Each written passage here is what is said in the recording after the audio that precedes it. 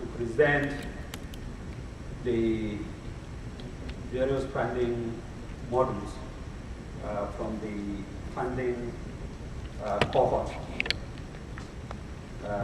This presentation is output even within the funding cohort.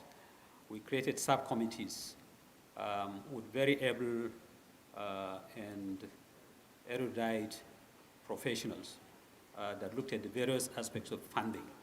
So this is the, I'm just, let's say, his master's voice. I'm just presenting, the outcome of this. Yes, slide 1, please. Yes, this is the outcome, the outline. We look at the various ways of helping the needy, what are the cost assumptions, the summary of the cost per Sangaya model. We'll look at the distribution of the cost per model. I would like to state here that we already have existing Sangaya models. So the funding model that we are proposing, or the ultimate model that we are proposing, is not something you'll jettison what you have now and then go straight to it. You have to do a gradual phase out of the system. So we believe that we have this proposal is based on about 5 models, beginning from year 1, year 2, year 3, up to year 5.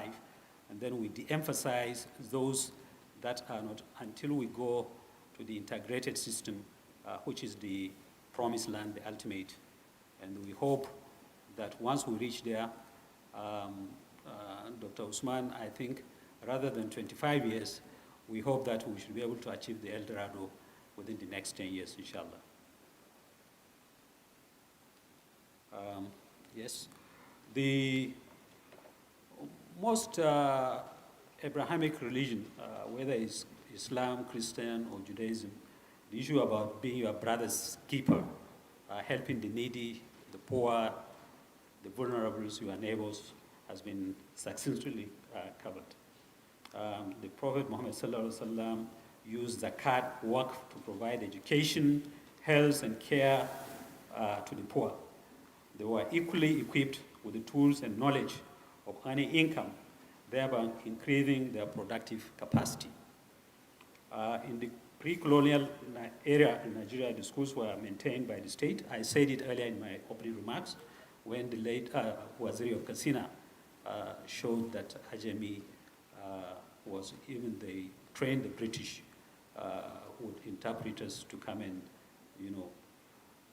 so they used Sadaqah, Waqf, supplemented by the Malams and students through farming and petty vacations.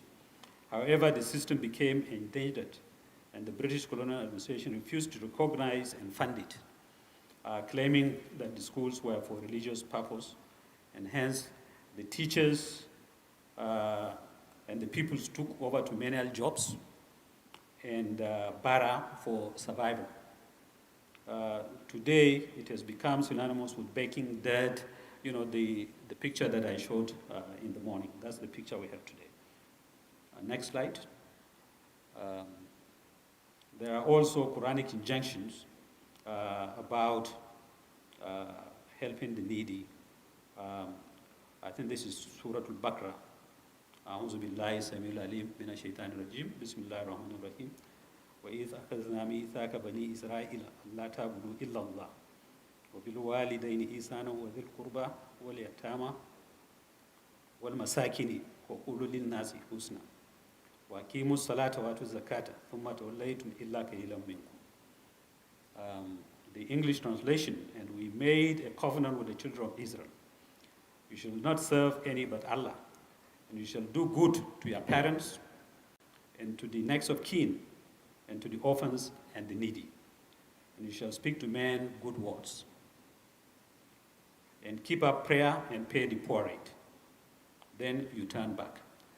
Unfortunately, in our own case, it's not the turning back, but that's why I said it is a society that really let down the Al-Majid system, gradually system.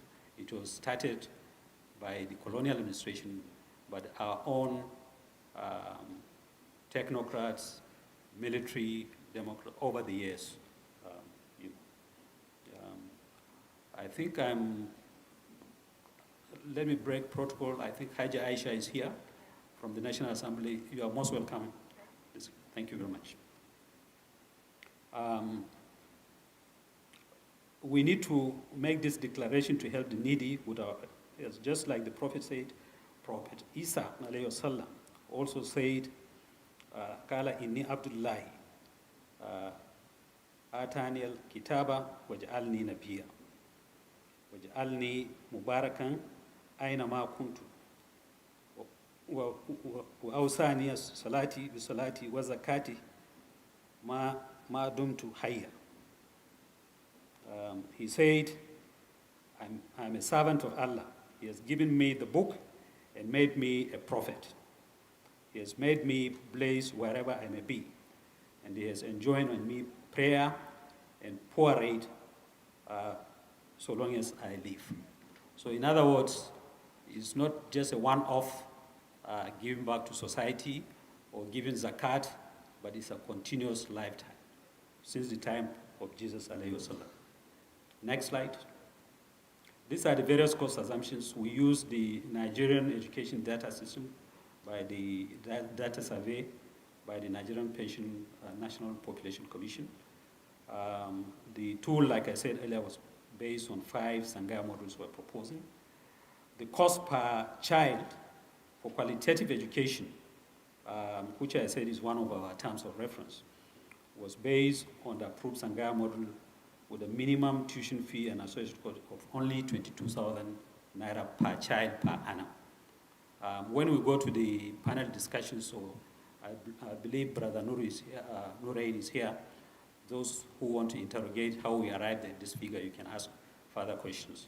But just to tell you that with 22,000 per annum per child, you can give them quality, integrated Islamic education. Some of us, when we're in Lagos, we go to Broad Street for lunch. 2-3 of us, one lunch bill is more than 20,000-25,000. Today is even, more than that. So, like I said, we propose to start with the 5 models with a view to consolidating into fully integrated model over 3 to 5 years. So there is need to strengthen high-level advocacy with state governments for political and constitutional support to support the Al-Majri system. I'm glad Hajia is here and some of our colleagues, that is both the National Assembly and the Executive. Next slide. This is the summary of the cost calculation per Sangaya model. The population, I think we use the latest census figures. If you look at the extreme left, the states, and then that is the latest estimate of population in Kano. And out of that, the estimated out-of-school children is nearly 1,946,709. And we just took a linear approach. We divided this 946 by the 5 models, and that gives you 189,342. So if you multiply this 189,342 by the 22,000 cost per child that I said at the top, that will give you 4.165 billion per model per annum. And therefore it goes up to the first one.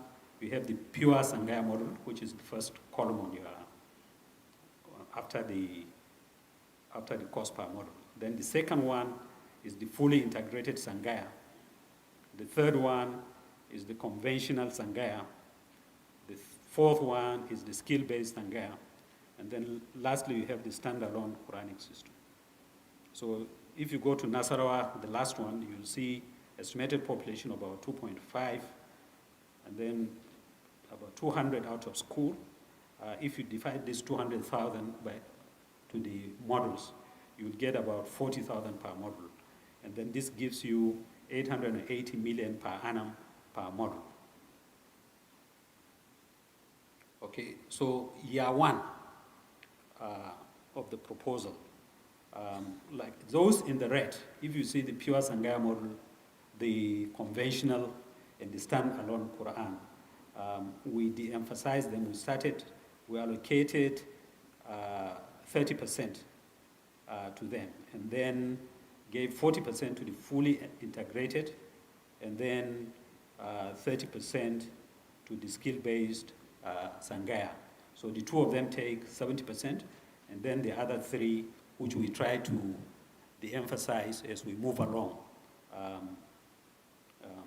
So you can see below is the graphic representation. Okay. So this is year one. So the integrated Sangaya, which is the ultimate, is taking 40%. The skill-based, which is the next desirable, is taking 30%, while the others take 10-10. If you go to year two, like I said, it's a gradual phasing out of the system. Here, we allocated 85% to the two desirable models. Fully integrated, which is the second column, takes 45%. Then the fourth column, skills-based Sangaya, takes 40%. So between the two of them, they take 85%. And then the 15% is allocated to the three models, which we will try to jettison as we move along. You know, you just don't come and disrupt the apple cart, you know, like that. When you go to year three, the desirable models take 100%. And therefore, as from year three, we hope that all of us will work together to make sure that the pure Sangaya model as is practiced today is jettisoned. The same thing with the conventional Sangaya model, and then the standalone. They're all allocated 0 zeros here. So you can see from the graphical presentation, the standalone Quranic school is 0. The conventional Sangaya model is 0, and then the pure Sangaya model is 0. While the skill-based is about 18.3 billion, while the fully integrated Sangaya, which is the desirable, the ultimate, takes about 27 billion naira per annum. So we go to year 4. Here, the fully integrated Sangaya takes 80%, and then the skill-based takes 20%. So even the skill-based, which is the next desirable one, is now, you know, being reduced substantially, progressively. Previously, it was about 40%. Now, in year 4, it is 20%. And then below, you see the graphical presentation. So you only see the skill-based and then the integrated model. Then we go to year 5, which is the final year, we hope. And then all other models are 0-0, and is the fully integrated Sangaya model, which is the ultimate destination, the El Dorado that we are working towards. And we hope, like I told Dr. Usman, that at this stage, we hope that over another 5 years, we should be able to have fully functional and fully effective integrated Islamic models. I will go quickly. These are the proposed sources of funding. I was just speaking to the Chief of Staff of His Excellency Governor Zulu, and he said they have also started reforming their own system, and the funding model they took is still the same, very similar to what we're proposing. That is the government and the local governments in particular that are taking most of the. I think when he comes to give us his own goodwill message, I believe he can talk more. But this, you know, education at that level, from up to 10 years, primary, maybe up to junior secondary school, is on the concurrent list, but it's mostly, you know, the state governments and the local governments. I'm sure Haji Aisha, when you come to speak, will give us more apt. So 90% from state governments. And then number 2, corporate organizations under corporate social responsibility. You can see MTN, First Bank, etc. do a lot of corporate social responsibilities. Jais Bank has a Jais Foundation that they intervene in some of these. The same thing with Taj Bank. They also have Taj Foundation. We have individuals. We have the business tycoons like the Dangotes. You will see them as we move along. Then we have the international donors, UNICEF, World Bank, USA, DFID. And if you have done your own homework, you have done your research, and you really can demonstrate, and you have the credibility. These people, their own mandate is also to intervene in this kind of things. But it has to be credible, it has to be sustainable. Yeah. Then you have others, 1%. These are some proposed lists of donors. You can see governors, their wives, ministers. They have members of National Assembly, including Haja Aisha. Her name is here if you see down the line. If you go to you have, like I said, the tycoons like Alhaji Aliko Dangote, Alhaji Abdul Samad, Dairu Mangal, Dr. Indimi, etc., etc. Now we have also the corporate gurus. We have like the chairman of Julius Baja and other corporate standard construction companies, etc. Then on the extreme right column, you have most of the international donors and NGOs. You have US aid. If you look at, I think, serial number 46, you see US aid. Nurain, one of who prepared actually substantially this presentation, is here. He's from US aid. The thing is, they have also changed their funding mode. They want more of self-reliance, so we have to do our homework, like I said earlier. You will see European Union, World Health Organization, United Nations, UNESCO, the African Union, the World Bank, the African Development Bank, the Afro-Exim Bank, etc., etc.